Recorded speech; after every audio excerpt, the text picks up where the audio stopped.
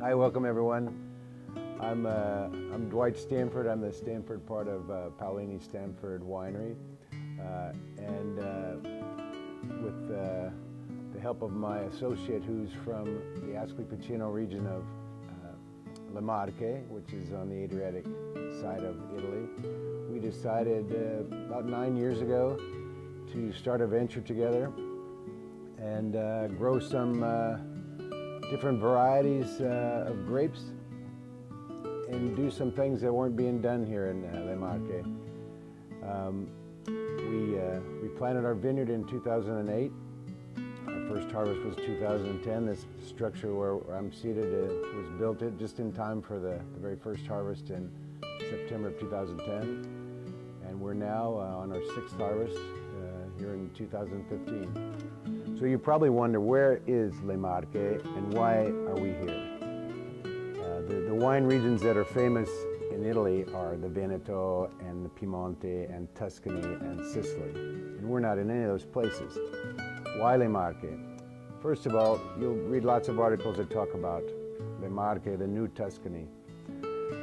We don't really like that so much because we think we're better than Tuscany. When you come here to visit us, you'll see beautiful hills, the sea, the mountains.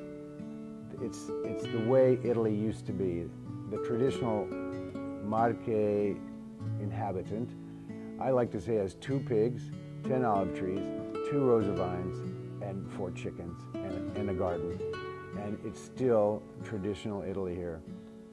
You won't be run over by hordes of tourists, but you can enjoy just a very relaxing time in Le Marche, in what I think are the most beautiful hills in Italy.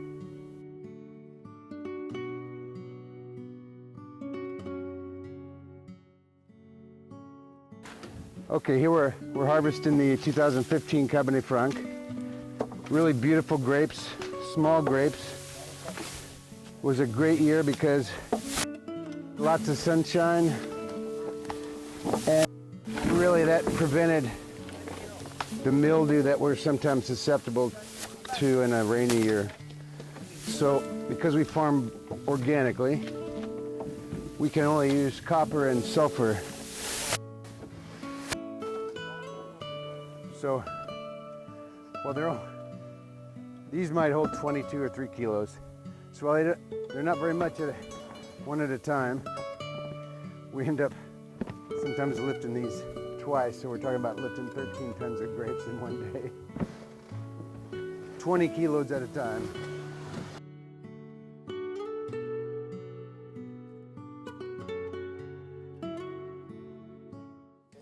So today we're going to get up to 80, probably 86 degrees. And we'd like to have all these grapes picked before it gets that hot. It's not like they're ever out in the sun for very long. Like I said, we're back in the winery with these within an hour, but what we want to do with this year's Cabernet Franc is what's called a cold soak. So we pass the crushed and destemmed grapes through a refrigerated tube and then into a refrigerated tank. And it'll be cold enough to suppress the fermentation for a few days. And with that, we're hoping to get some more elegant floral notes to the wine, and maybe sort of a different kind of color than usual.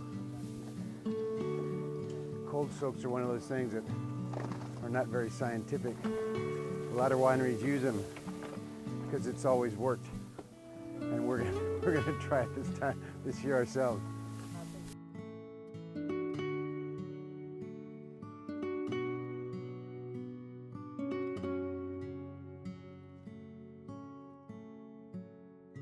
So when we have guests from, especially from other countries, we like to offer them the opportunity to stomp the grapes. So we'll put 100 kilos aside and people can just start stomping. But for the rest of them, we put them through this machine, which takes the stems away and starts the initial crush of the grapes. Alex, ti puoi controllare se il resto.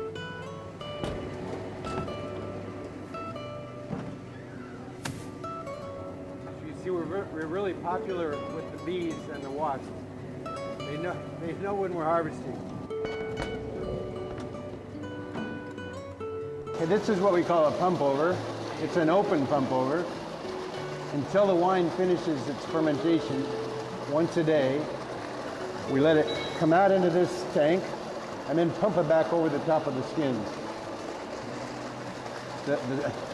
The aroma of alcohol and fermentation is pretty strong right here. We have about 13.5 acres of grapevines, 35,000 grapevines that we handle and take care of all by hand.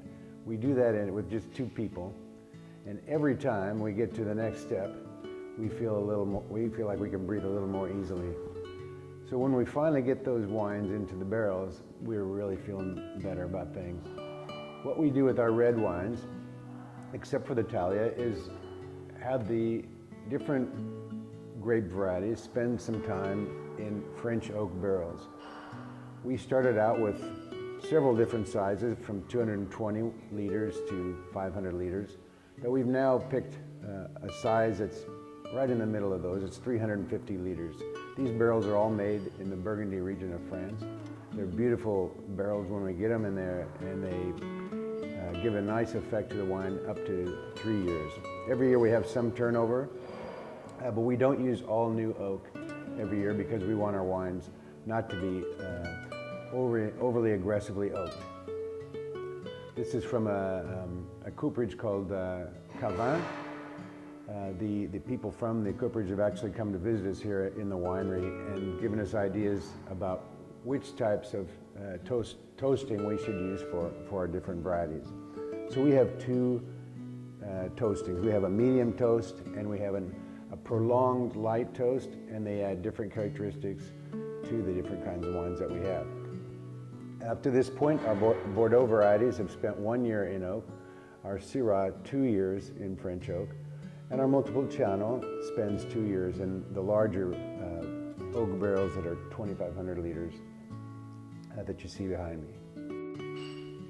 I told you how excited I was to get those wines in the barrels. It's more exciting yet to have the bottling truck come once a year in the spring and get the wines out of the barrels and into the bottles. Because then there's nothing else I can do. The wines are as safe as they can be. We normally leave our Bordeaux variety, single variety wines in our Bacco-Fino and our Syrah in bottle for at least a year or 2, sometimes 3 years before we release them, because it takes that long for the wines to soften enough for the market. This, for example, is Petit Verdot 2013 in these cages, and this probably won't be released until 2016 or 2017. It's a fascinating wine even now, but it'll just be that much better when we release it. Behind that, we have 2011 Bacco-Fino, which is just about ready to be labeled and sent hopefully to Kansas City. The work that we do is difficult work. It's time-consuming. It's hot work. It's hard work.